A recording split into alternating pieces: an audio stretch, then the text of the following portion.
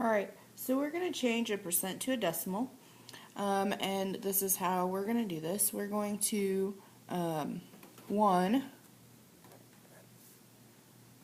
add a decimal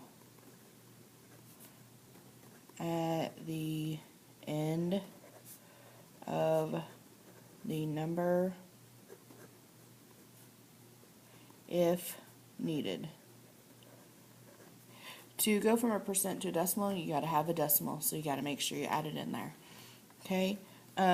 2, move the decimal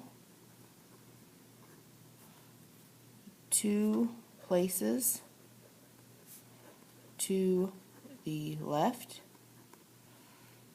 And the reason we're doing that is because we're essentially dividing by 100. So the reason we move it 2 places to the left is because we're dividing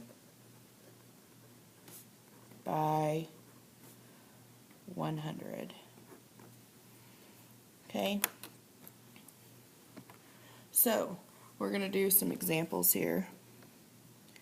0.3%.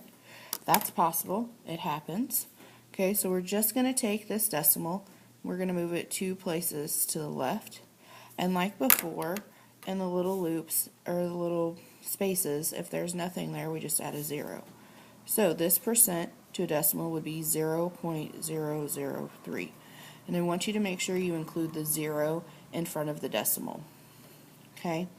Another one would be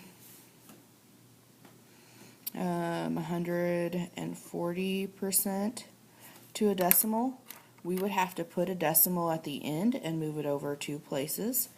So our answer would be 1.4. Okay. And another example would be 49%. This one also doesn't have a decimal, so you put a decimal at the end and you move it over 2 places. And then your answer would be 0.49.